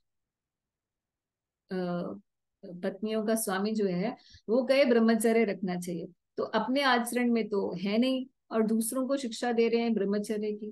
तो भगवान का जो आचरण है और भगवान के जो कथन है, जब उनमें चूज करना होता है तो हमें भगवान की कथन को चूज करना होता है, भगवान के उपदेश को चूज करना होता है। क्योंकि कई चीजें भगवान के लिए तो एप्लीकेबल नहीं है ना, हमारे उद्धार के लिए वो एप्लीकेबल है ब्रह्मचर्य रखना, और ना ही हम वो कर सकते हैं क्योंकि भगवान के अंदर सदाचरण होते हुए भगवान के अंदर opposite, totally opposite qualities can simultaneously exist in the personality of Krishna. ये भगवान की स्पेशलिटी, हम तो भगवान है नहीं, इसलिए हमारे लिए ये सही है। और भगवान कई आचरण ऐसे करके दिखाते हैं जो भगवान की भगवत्ता दर्शा रहे होते हैं, तो हम उन्हें कॉपी नहीं कर सकते। तो उसकी भी बड़ी अच्छी कथा आती है कि जब कृष्ण अपने बाल सखाओं के साथ आज में थोड़ा कथा वाला मोड़ है, तो भगवान की ये बाल सखाओं के साथ जाते हैं चोरी करने माखन इत्यादि। तो दो ब्रज गोपियां होती हैं, वो कहती हैं कि अरे भैया इसने परेशान कर रखा है, अभी ऐसे करते हैं कि सारी जगह हम लोग क्या करेंगे, अपने पूरा जो कमरा है जहां पर माखन रखा हुआ है, बाहर से रास्ते से लेकर इस पूरे कमरे के अंदर तक सब जगह घंटियां बजा दो, घंटियां लगा देते हैं। तो जैसे ही कोई यहाँ से निकलेगा तो कोई ना एक घंटी तो बजेगी, और घंटी बजेगी तो हम इसको पकड़ लेंगे। तो कृष्ण आते हैं अपने बाल सखाओं से, तो बाल सखा कहते हैं अभी अभी क्या किया जाए, इतनी घंटियां हैं यहाँ पर। तो कृष्ण बोलते don't worry, I am God, so since I am God I will order ये जो मेट जो जो देवता है इसके वास्तु के होंगे आई थिंक होते हुए, तो मैं आई विल ऑर्डर एंड कोई भी घंटी बजेगी नहीं। तो भगवान आते हैं और बोल देते हैं कि मेरा ऑर्डर है, कुछ कोई नहीं बजेगा, घंटी कोई भी बजेगी नहीं, हम अपना चोरी वोरी करके जाएंगे। चोरी कर ली, खाने लगे, जब जाने लगे तो घंटी बज गई, घंटियां बजनी शुरू हो गई क्योंकि हाथ वाथ लग गया बच्चों का। घंटियां बजनी शुरू हो गई तो सब कृष्ण की तरफ देखने, तो बोले देखिए तुम भगवान हो, घंटियां वहां से बज रही है। And now Krishna is also asking, Krishna is also surprised, मैंने ऑर्डर दिया और फिर भी ये घंटियां बज रही है। तो जो देवता वास्तु के थे वो प्रकट हुए, बोला भगवान मेरे को तो बड़ा कंफ्यूजन हो रखा है, संशय में मैंने ये कर दिया। तो कृष्ण बोले क्या संशय, जब मैंने ऑर्डर दिया है, मैं कह रहा हूँ कि आपको नहीं बजना है, तो फिर आप कैसे बजे। कहते शास्त्रों में ऐसा लिखा है कि जैसे ही भगवान भोग पाए तो घंटी बजनी चाहिए। तो हम भी भोग लगाते हैं तो घंटी बजाते हैं ना, शास्त्रों की बात है। तो इसीलिए आपने कहा तो मुझे ये ऑर्डर, आप ये दे रहे हो कि मत बजना, मगर शास्त्रों की आपकी वाणी जो है वो कह रही है कि बजना चाहिए। तो मैं तो धर्म संकट में पड़ा हुआ हूं कि मैं कौन सा ऑर्डर मानूं। तो इसीलिए फिर कृष्ण कहते हैं कि आप वही ऑर्डर फॉलो करो जो शास्त्रों में लिखा है ना। So the general rule for everybody to follow is scriptures. तो इसीलिए भगवान की बैक साइड पे, यानी भगवान की पीठ पे भले ही वो स्रोत है अज्ञानता का, इग्नोरेंस का, अनैतिकता का और अधर्म का, मगर हमें भगवान को फ्रंट साइड से यानी कि सीधे जो भगवान की धर्म के और नैतिकता का जो उपदेश है उसे फॉलो करना है। Hope that's clear. Sorry, frustration कैसे लेंगे, कोई एग्जांपल? हाँ, frustration is always born of ignorance ना, तमस का ही तो लक्षण है, तमोगुण का लक्षण है फ्रस्ट्रेशन। तो मतलब कृष्ण लीला में कभी फ्रस्ट्रेशन ऐसे के दिखती है क्या? हाँ ऑफ कोर्स, व्हाई नॉट। बोले तो। हाँ, कोई एग्जांपल बता दे। आप आप लोग सब भूल गए हो नेक्टर ऑफ डिवोशन। प्रेम की स्थितियों में एक आता है ना फ्रस्ट्रेशन। हम्म, तो कृष्णा इज फ्रस्ट्रेटेड कि आज खेलने कोई नहीं आ रहा। कृष्णा इज फ्रस्ट्रेटेड कि ये सारे मेरे जो ग्वाल बाल थे चुरा के ले गए, अब मैं किसके साथ खेलूं। Krishna also gets frustrated, Radha Rani gets frustrated, gopis gets frustrated कि ये he has called us in the dead of night and now he is saying go home. आप लोग क्यों आ गए in the dead of night में? Now he's called us for रास लीला and then he is giving us उपदेश। वो गोपियां frustrate होके बोलती हैं कृष्ण को। yes, बहुत ज्यादा फ्रस्ट्रेशन है। यशोदा मैया फ्रस्ट्रेट हो रही हैं कि बार बार कोई ना कोई इसको असुर आ जाता है जब से ये पैदा हुआ है और इसको मारने पे लगे हुए हैं। फ्रस्ट्रेशन आ रही है उनको भी। तो ये सब स्पिरिचुअल इमोशंस भी हैं ना जो नेक्टर ऑफ डिवोशन में डिस्क्राइब किए हैं। प्रेम के स्तर पर ऐसे स्पिरिचुअल इमोशंस का आना। तो वैसी फ्रस्ट्रेशंस भी हैं, भगवान की लीलाओं में भी फ्रस्ट्रेशंस हैं। तो वो yes, स्पिरिचुअल है। yes. Okay, so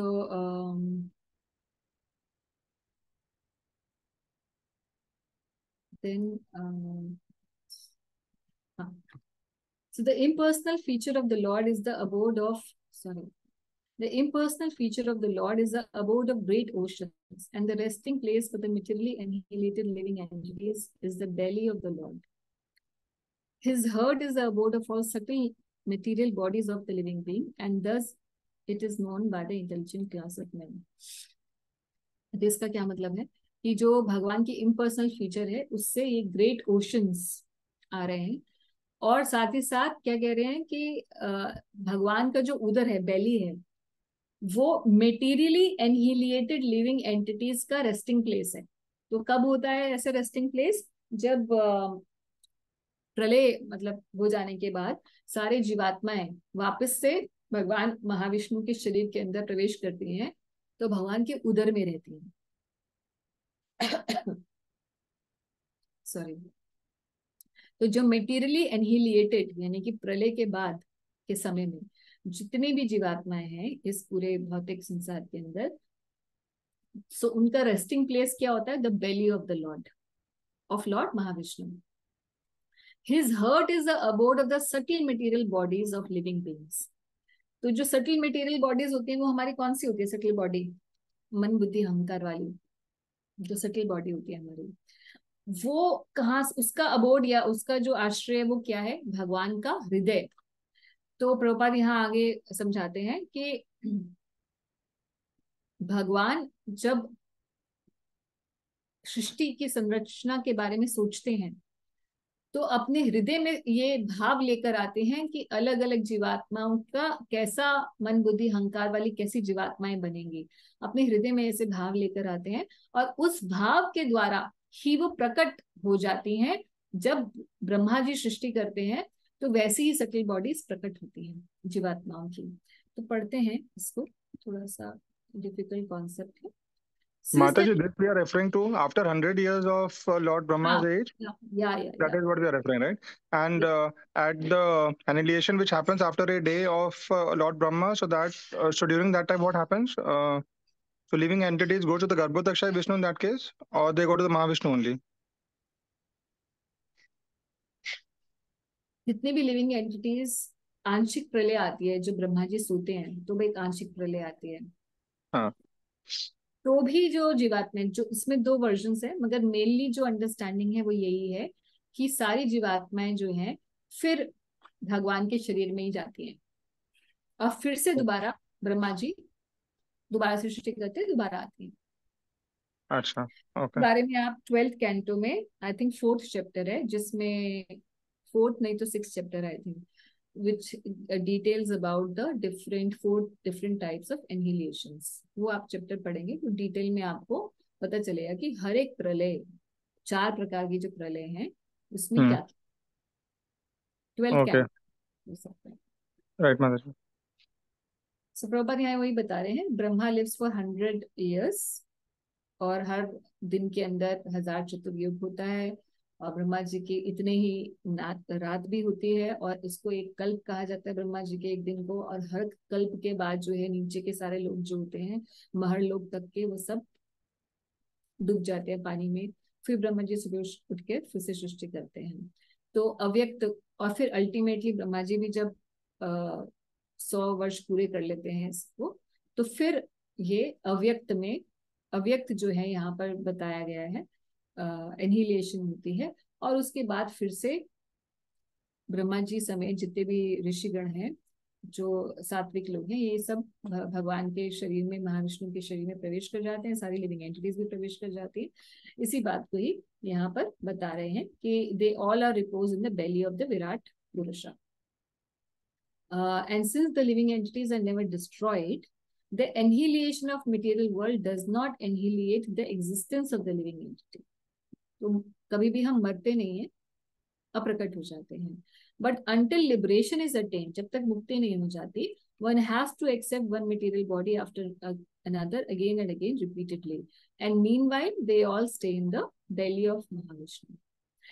So about the subtle form coming from the heart. In other words, the subtle form of the living entities take place in the heart of the Supreme Lord, and such forms take tangible shape at the time of creation. तो हृदय में भगवान के भाव आता है, बाद में इसको टेंजिबल फॉर्म जो है जब क्रिएशन होती है तब मिलता है। सो अब हम 17 श्लोक हम आज पूरे कर लेते हैं, ताकि हम इसके आगे का हम लोग कर पाए। Also the consciousness of that great personality is the abode of religious principle. तो भगवान की चेतना से ही जितनी भी अच्छी चेतनाएं हैं, और अच्छी चेतना वाले जितने भी लोग हैं, वो भी प्रकट होते हैं। क्या कह रहे Brahma ji?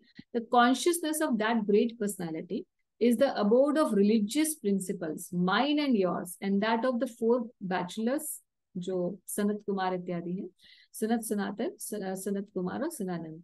That consciousness is also the abode of truth and transcendental knowledge. तो भगवान के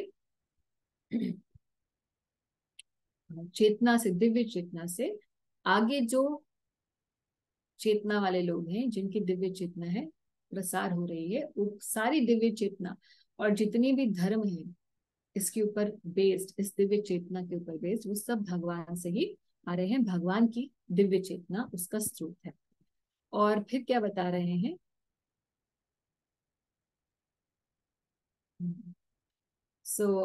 इन श्लोकों में 13 से 16 3 श्लोक इकट्ठे हैं। यूनिवर्सल फॉर्म कवर्स बेसिकली तीनों जो काल हैं वो भी यूनिवर्सल फॉर्म से आ रहे हैं। तो past, present and future, everything can be seen in the personality of the universal form, and he is the effective cause of the material nature in this universe. इस भाव को बताते हुए बता रहे हैं Brahma ji, beginning from me, मतलब from lord Brahma, beginning from me down to you and Bhava, Shiva, all the great sages who were born before you, the demigods, the demons, the nagas, the human beings, the bird, beasts, as well as reptiles, etc., are all phenomenal manifestation of the universe. And all the phenomenal manifestations of the universe, namely the planets, stars, asteroids, luminaries, lightning, thunder, inhabitants of the various planetary systems, जितने गंधर्व हैं, अप्सरा हैं, यक्ष, राक्षस, भूत, नाग, ये क्या है, उरगास, I don't know what is that, पितर, सिद्ध, विद्याधर, चरण, and all other different varieties of living entities, including the birds, bees, trees, and everything that be, जितना आप सोच सकते हैं, सारी योनियां आ गई यहाँ पर, and all covered by the universal form, the Lord, at all times, all are covered by the universal form of the Lord। मतलब भगवान सृष्टि में जो भी है और जितने भी लोग, जितने भी प्राणी हैं, वो सब के सब इस यूनिवर्सल फॉर्म के अंदर ही आश्रय पाते हैं। यानी कि उन सब का उद्गम ये यूनिवर्सल फॉर्म, ये विराट रूप ही है। At all times, namely past, present and future, although he is transcendental to all of them, eternally existing in a form not exceeding 9 inches. कि भाई ये सब कुछ तो भगवान के अंदर से ही निकला है, भगवान ही इसके उद्गम स्रोत हैं, मगर फिर भी क्या कहते हैं एंड में, एंड में क्या कह रहे हैं, although he is transcendental to all of them, सब कुछ भगवान में है मगर फिर भी भगवान उससे भिन्न है। अब ये बड़ी अजीब बात है ना, कि अगर मेरे में ही सब कुछ है तो मैं उससे कैसे भिन्न हो सकती हूँ। जैसे कि मान लीजिए हम अपने शरीर को ही बोलें कि भैया मेरे शरीर में एक ब्रेन है, एक हार्ट है, लंग्स हैं, किडनी है ना, ये सब कुछ, इन सब का आधार मैं ही हूँ, मेरा शरीर ही है, मगर फिर भी मैं इस शरीर से अलग तो नहीं हूँ। या देखा जाए तो एक्चुअल में हमारे साथ भी यही है कि इन सब का आधार क्या है, आत्मा ही है। ये आत्मा होती है तभी उसके ऊपर ये कपड़े आते हैं शरीर रूपी, है ना, मगर आत्मा तो इस शरीर से भिन्न होती है। उसी तरीके से समझ सकते हैं कि सब कुछ जो है, हर चीज का आधार यहाँ पे सृष्टि में जो भी है, जो प्राणी है, जो भी वस्तु है, उस सबका आधार भगवान है, मगर फिर भी भगवान उससे भिन्न है।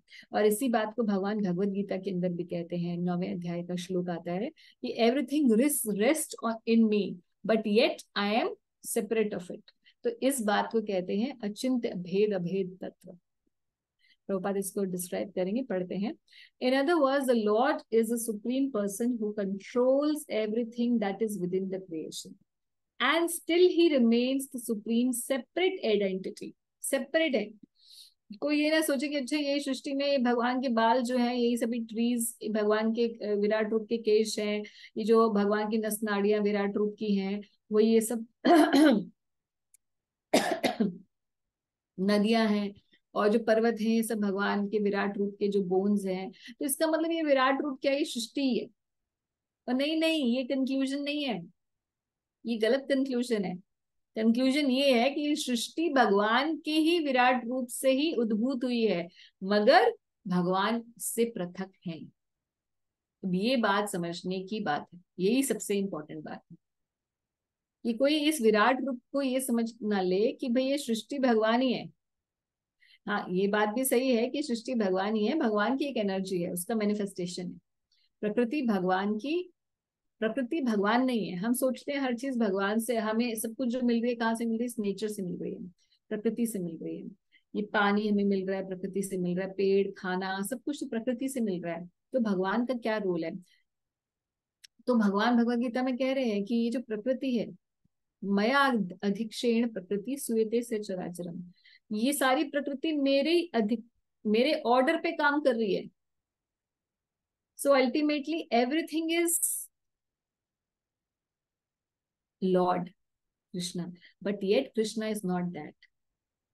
हर चीज एक्चुअल में एक तरीके से भगवान का ही स्वरूप है। क्यों?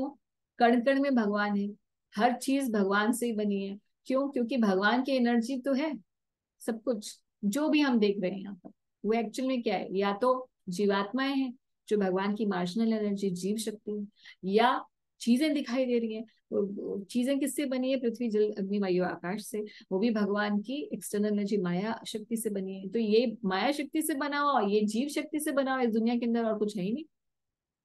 माया शक्ति और जीव शक्ति के अलावा कुछ और दिखाई नहीं देता। तो है क्या? भगवान की शक्ति है। तो इसका, इसीलिए मायावादी ये कंक्लूजन निकाल लेते हैं, तो इसका मतलब सब कुछ भगवान ही है, everything is God and I am also God. उनका ये कंक्लूजन निकल जाता है, जो बेवकूफी है ना। और कई लोग ये बोल देते हैं कि दुनिया ही भगवान है, ये जगत ही भगवान है, यूनिवर्स ही भगवान है, उनकी ये सोच आ जाती है। But ultimately one has to understand that both the things simultaneously exist. इस दुनिया में सब कुछ भगवान की एनर्जी का ही प्रतिनिधित्व है, इसलिए कुछ भी इस संसार के अंदर भगवान के अलावा कुछ है ही नहीं। हर जगह हर चीज कृष्णमय ही है, मगर फिर भी कृष्ण अलग है हमसे। ये बात को समझना ना केवल भक्त समझ सकते हैं, क्योंकि ये अचिंत्य है, ये लॉजिक से नहीं समझी जा सकती, ये अचिंत्य है बात। इसीलिए महाप्रभु ने अचिंत्य भेद अभेद तत्व बोला है। और कहाँ से बोला है? भगवत गीता में। ये क्यों? भगवान भगवत गीता में भी ये चीज बोल रहे हैं। 9.4 में क्या कह रहे थे कि everything rest in me, but yet 9.4 of Bhagavad Gita is that only, कि एवरीथिंग रेस्ट ऑन मी। जगत अव्यक्त मूर्तिना वाला ऐसे श्लोक है, but yet I am different from it.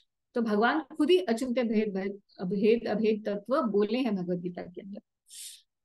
So everything rests on the potency of the Lord Shri Krishna, and still the Lord is different from and transcendental to all such identities.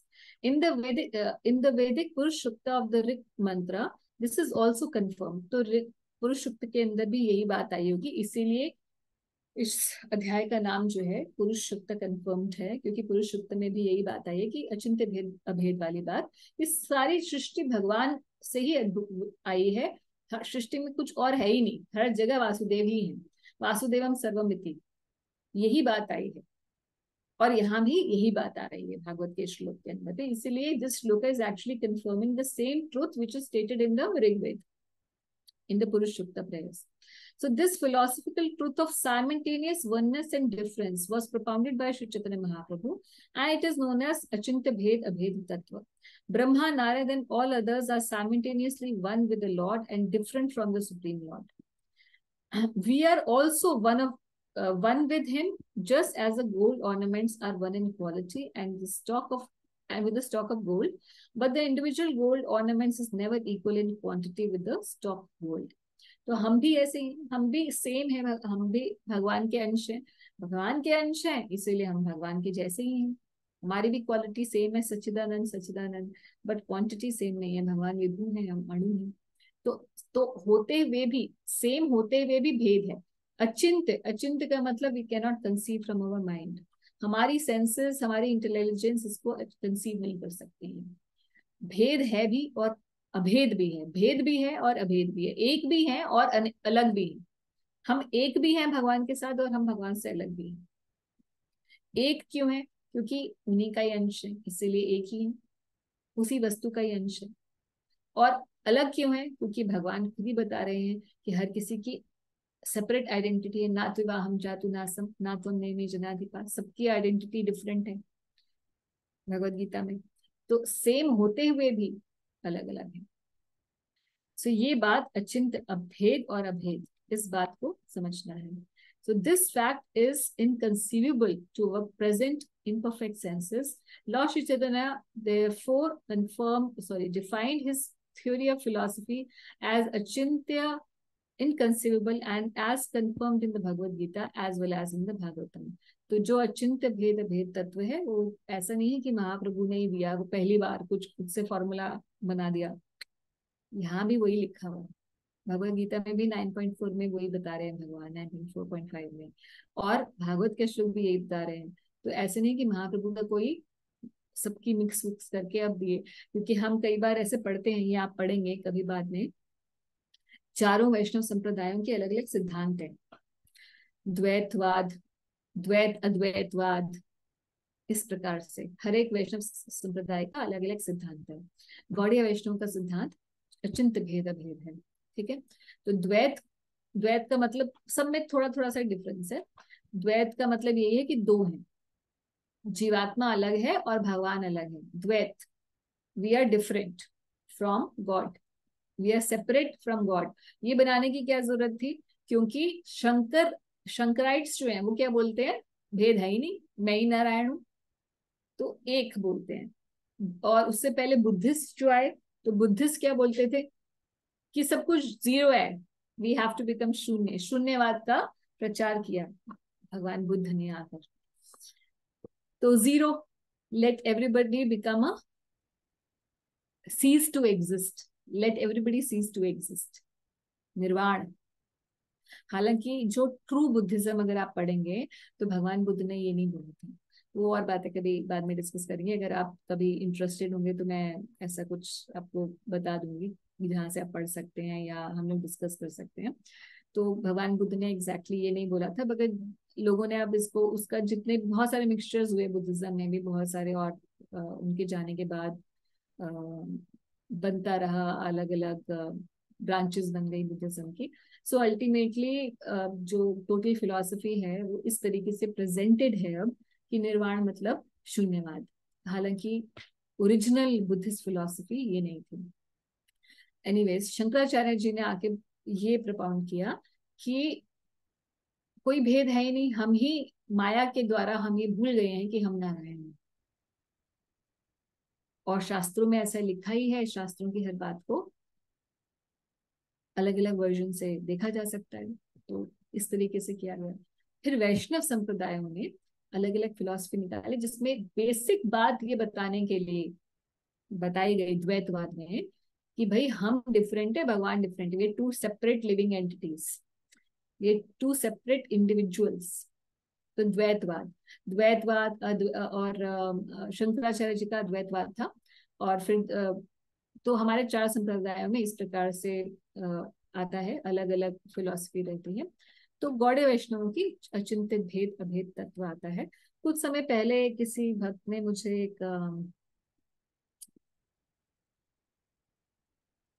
एक वैष्णव संप्रदाय के किसी teacher का एक lecture भेजा, online YouTube पर था, जिसमें वो बोल रहे हैं इस अचिंत्य भेद भेद तत्व के बारे में कि ये तो कंकॉक्टेड है, ये तो महाप्रभु जी ने दिया, मगर इससे इससे पहले इनका इनका क्या सिद्धांत था। ऐसा एक बड़े लीडिंग प्रीचर ऑफ अदर वैष्णव संप्रदाय is speaking. So the point is, अगर हम यहाँ पढ़ें तो महाप्रभु ने कोई अलग से नहीं ये सिद्धांत बताया, it's not his contribution, let's say. उन्होंने तो सिर्फ वर्ड्स में लिख दिया कि भाई अचिंत्य भेद अभेद है, एक है भी और नहीं भी। मगर ये सिद्धांत तो भगवत गीता में भगवान ही खुद बोल गए हैं, भागवत के अंदर है। कोई इसलिए ऐसा ना सोचे कि ये नई चीज है। भगवान ही 9.45 भगवत गीता के अंदर बोल रहे हैं, भागवत ही एक चीज बोल रही है। तो वैष्णवों को, हर किसी वैष्णव को समझना चाहिए कि सिद्धांत तो यही है, शास्त्रिक सिद्धांत है। ये कोई महाप्रभु का स्पेशल इंट्रोडक्शन नहीं है। He has just given it a name and clarified the concept. That's it. So I'm just telling you this क्योंकि कई बार अब तो सब YouTube के जमाना है, सब लोग सब कुछ चलाते हैं, तो आप कभी कंफ्यूज होंगे सुनकर, तो इसीलिए मैंने डिस्कस किया ये। Otherwise there was no necessity of bringing some other speakers this thing. Anyways, last श्लोक करते हैं। As the sun is illuminated both internally and externally by expanding its radiation, similarly the Supreme Personality of Godhead, by expanding his universal form, maintains everything in the creation both internally externally. तो जैसे सूर्य है, भगवान की universal form को सूर्य से comparison किया है कि सूर्य जो है सब किसी का पोषण करता है, और अंदर बाहर दोनों तरह से पोषण हो रहा है, और अंदर और बाहर दोनों तरफ से सूर्य इल्यूमिनेटेड है, जगमगा रहा है, उजियारा दे रहा है। उसी तरीके से भगवान भी है, वो हर किसी का इस क्रिएशन में internally and externally everything is being maintained by the universal form the Lord. तो यहाँ पर 17 श्लोकों के अंदर हमने पहला जो पोर्शन है इस पीपीटी का, वो हमने कंप्लीट किया है, जिसमें Brahma ji is answering question number 6, the lord being the cause of the universe. तो कैसे भगवान की जो यूनिवर्सल फॉर्म है वो ही कॉज है इस यूनिवर्स का, इस बात को बोलते हुए ब्रह्मा जी ने ये 17 श्लोक बोले हैं। I hope it is clear. Hare कुत्ती लोगों का हैंड रेज है, बताइए बाबू से क्वेश्चन। माता जी, कपल ऑफ थिंग्स। वन कि हम ये कह रहे हैं, शंकराचार्य ने दिया था कि हम सब भगवान, हम सब नारायण हैं, हम सब भूल गए हैं। जो निराकार वाली फिलॉसफी है वो किसने दी थी कि भगवान फिलॉसफी तो शास्त्रों के अंदर ही है। शास्त्रों के अंदर ही है? मतलब हाँ, that is also a form of Lord actually. या ब्रह्मेति परमात्मेति भगवानेति शब्दते, भागवती बोल रही है फर्स्ट कैंटो, है ना। ओके। तो तीन तीन तरीके से परम सत्य को जाना जा सकता है, ब्रह्म, परमात्मा और भगवान। तो ब्रह्म जो है या निराकारवाद जिसे हम कहते हैं, तो ब्रह्म या निराकारवाद तो एक वैदिक ट्रूथ है जो वेदों के अंदर भी है। कई कई जगह आएगा कि भगवान जो है अव्यक्त है, भगवान का कोई स्वरूप नहीं है, निर्गुण स्वरूप, उनको मैं प्रणाम करता हूँ, ऐसा आता है ना, बहुत जगह आता है शास्त्रों। भागवतम पढ़ के भी कई जगह लगता है माता जी, ऐसे कि जो भागवतम के ट्रांसलेशन होता है, पर्पट में प्रभुपाद कुछ और बताते हैं, पर भागवतम के ट्रांसलेशन में कई बार लगता है ऐसा। ट्रांसलेशन में कई जगह आता है, कई जगह, बिल्कुल सही बोल रहे हैं आप। तो वो कई, तो इसीलिए पूरे ग्रंथ की अंडरस्टैंडिंग चाहिए। एक श्लोक से हम सिद्धांत नहीं निकाला जाता है, एक हम्म बात से सिद्धांत नहीं निकाला जाता कभी भी। ये कई बार एक्चुअली भक्तों में भी बड़ी बीमारी होती है। किसी ने कल anyways, let me not name. तो किसी की भी एक बात को नहीं पकड़ना चाहिए, उसकी पूरी बातों को पकड़ के उसका निचोड़ निकालना चाहिए। तो भगवान, जहां भी शास्त्रों के अंदर भगवान के साकार के बारे में बताया, निराकार भी बोला हुआ है उनको अंदर, तो दोनों बातों को समझिए कि भगवान का निराकार रूप भी है, वो तो हम भी बोलते हैं कि भगवान का ब्रह्म ज्योति है, मगर ब्रह्म ज्योति से ऊपर भगवान का साकार रूप भी है ना। ये ब्रह्म जो है भगवान का तेज है, यही हम बोलते हैं। मगर तेज किसी व्यक्ति से ही आता है, तो वो जो व्यक्ति है वो भगवान है। मगर कई लोग जो है कंप्लीटली स्टीप्ड इन होते हैं कि भगवान का कोई स्वरूप नहीं हो सकता, भगवान एक निराकार ही हो सकते हैं, क्योंकि भगवान एक परम सत्ता है, ही इज अ एनर्जी, है ना। दैट्स व्हाट, ये he is a supreme energy, but then energy. They can not, कि भगवान का दिव्य स्वरूप भी हो सकता है, क्योंकि उनके लिए स्वरूप का मतलब है कि हमारे जैसा हार्ड मास का मरना पड़ता है। इसीलिए वो बोलते हैं कि सारे अवतार भी तो मरते हैं जो आते हैं, तो हम्म उनका ये बात होती है कि जब राम जी आए, ये आए, सब लोग तो मरे, तो वो सब कहाँ से आए थे, वो ब्रह्म से ही निकल कर आते हैं, ब्रह्म में ही विलीन हो जाते हैं, जितने अवतार भी हैं, ऐसा उनका वर्जन होता है। यस, मतलब ये this philosophy, Shankaracharya philosophy, they are a Vaishnava sampradaya? No no no no no. नहीं ना? हाँ, शंकराचार्य तो अलग संप्रदाय है, अद्वैत मत। हम्म। दे आर नॉट वैष्णव। वैष्णव संप्रदाय की चार फिलोसफी कौन सी है जो आप बोल रहे हैं? मतलब सिर्फ वैष्णव की, थोड़ा मतलब काफी सारी बातें होगी ना। फोर, अच्छा काफी मिक्स कर दिया क्या मैंने, सॉरी। तो फोर वैष्णव संप्रदाय हैं। ब्रह्म, रुद्र, जो ब्रह्मा जी से निकल के आया वो ब्रह्म संप्रदाय, जो रुद्र से निकल के आया जिनको अब हम वल्लभ संप्रदाय कहते हैं, ये पुष्टि मार्ग भी कहते हैं, जय हम्म श्री कृष्ण करने वाले, हम्म राइट। और ब्रह्म संप्रदाय तो ये वाला है जो हमारा मध्वाचार्य जी का है, जिसको हम मध्व संप्रदाय कहते हैं, जिसका हम्म अब जो सेंटर है वो उडुपी में है। हम्म और इसी का एक ऑफशूट है ब्रह्म मध्व गौड़िया। और तीसरा है कुमार संप्रदाय। कुमार संप्रदाय जो सनत कुमार, चारों कुमारों ने स्टार्ट किया था, हम्म जिसके प्रवर्तक भगवान हंस है। और जिसका अब हम देखें तो निम्बार्क संप्रदाय, इसी संप्रदाय में निम्बार्काचार्य आए, और अब हम उसे निम्बार्क संप्रदाय कहते हैं।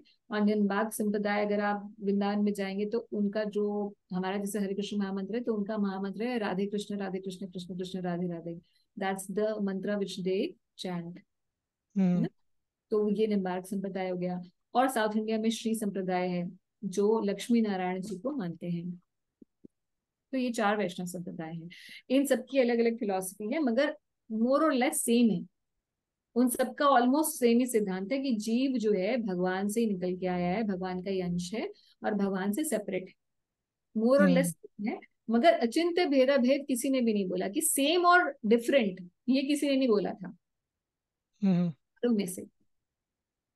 Even though original Madhva Sampradaya is not saying that. Hmm So this clarification was added by Shri Chaitanya Mahaprabhu.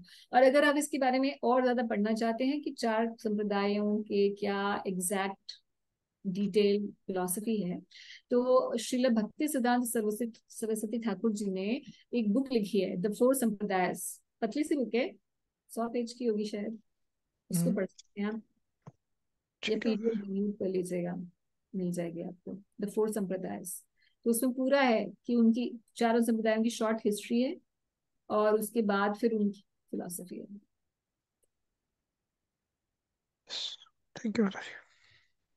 माता जी, ये लास्ट वाला श्लोका, ये अ, भगवान maintains everything internally and externally, मतलब इंटरनल जो उनका, इंटरनली मतलब ये स्पिरिचुअल वर्ल्ड है, और एक्सटर्नली ये मटेरियल वर्ल्ड, वो है क्या? इंटरनली एक्सटर्नली हर तरीके से समझा जा सकता है, जैसे हमें अंदर से भी भगवान ज्ञान देते हैं, और बाहर से भी हमें मेंटेन करते हैं, internally externally. Similarly for this universe also everything is being maintain internally and externally by the Lord. So externally by giving all the required paraphernalia, and internally by keeping the law and order. So from various angles, this shloka can be understood. Okay. Okay. माता जी, आप 9.45 बता रहे थे, कौन सा बता रहे थे श्लोक जिसमें 9.4, 9.4 and 9.5. 4 एंड? हाँ, प्रभुपाद जी ने इसमें ही एक्सप्लेन भी किया हुआ है, इस श्लोक के पपट में ही प्रभुपाद 9.4 और 9.5 को लेकर आ रहे हैं। देखिए, भगवद गीता 9.4.5, ठीक है, यस। 9.4 and 5। ओके। तो अभी नितिन प्रभु का क्वेश्चन ले लेते हैं। नितिन प्रभु का क्वेश्चन ये था कि यदूस जो है वो भगवान के ही eternal associates. Okay, let me take out the question exactly. So first question is, aren't Yadus eternal associates of Krishna and that they appeared on this material world to assist Krishna in his pastimes? तो यदु जो है भगवान के eternal associates हैं, but not all of them. Largely, yes. Largely, Okay. yes. Okay. जैसे कि देवकी जी, वसुदेव जी, रोहिणी माता और भगवान के जो पुत्र हैं प्रद्युम्न, अनिरुद्ध, जो पड़पौत्र हैं अनिरुद्ध, रुक्मिणी जी, भगवान की जो पटरानियां हैं, ये भगवान के इटर्नल एसोसिएट्स हैं। बट देन अक्रूर जी, जो लार्जली हम लोग, उद्धव जी, ये जो लार्जली हम लोग जिनके ज्यादातर सुनते हैं, नॉट ऑल ऑफ देम, क्योंकि वृष्णि वंश बहुत बड़ा था। Thus, why were Yadus not Bhagwan realized and they were Paramatma realized, although they were the devotees of the Lord? So why would, from where is this question coming? They would be Bhagwan realized. Why would they be Paramatma realized? I was listening to some lecture from third canto, ma'am, Mataji, so I got this from there.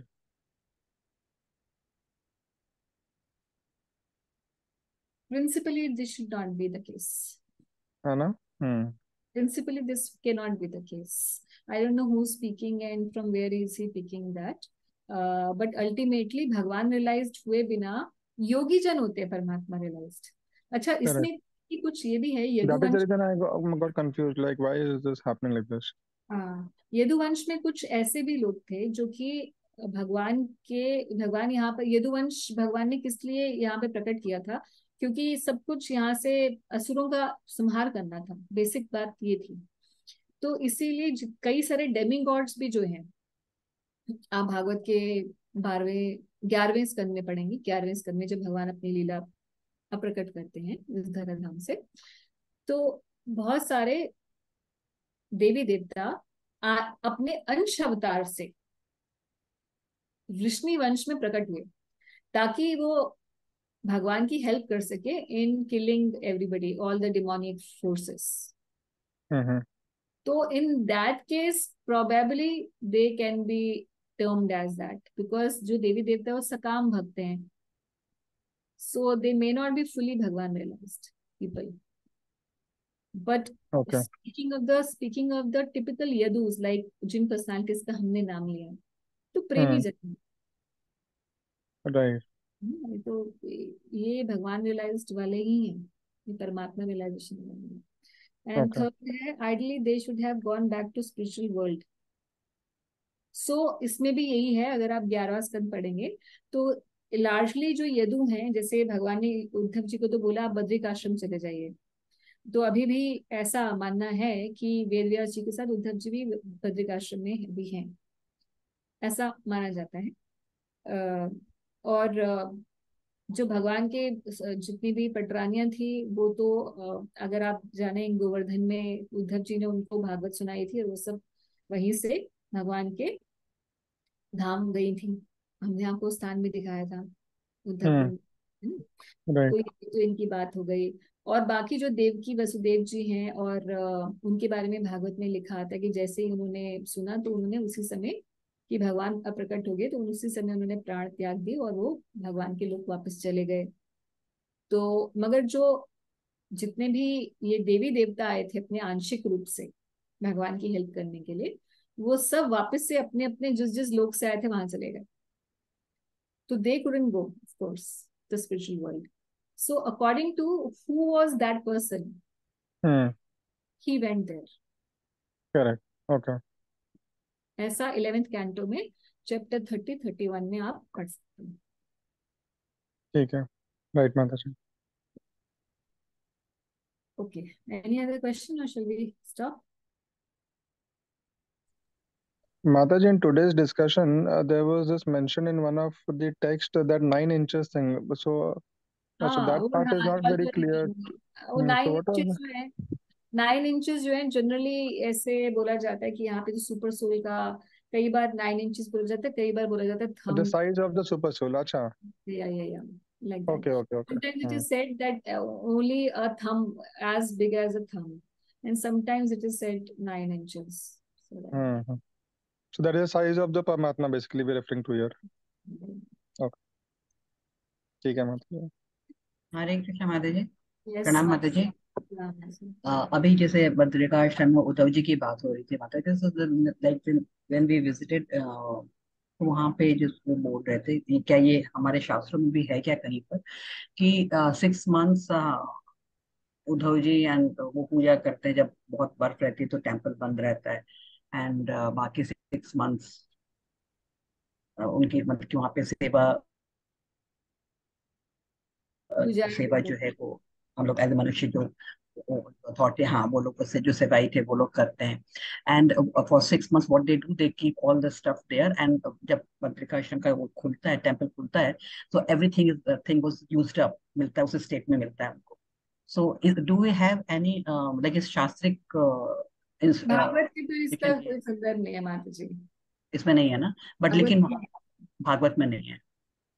Just want to like शास्त्रिक information भी है क्या इसमें लोग? Definitely कहीं ना कहीं किसी शास्त्र में होएगी, डेफिनेटली होएगी, मगर भागवत के अंदर मैंने नहीं पढ़ा है.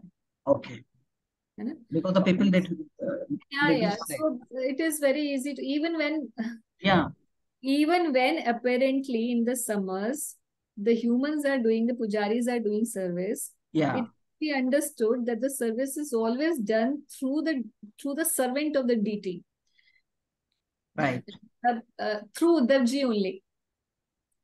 You understand? So जैसे मान लीजिए मैं नरसिंह भगवान की सेवा करती हूँ, तो मैं ये नहीं कह सकती कि क्योंकि मैं घंटी घुमा रही हूँ और मैं भोग लगा रही हूँ तो मैं सेवक हूँ. yeah, One yeah, service is always through the servant of the deity, the principal servant yeah, of the.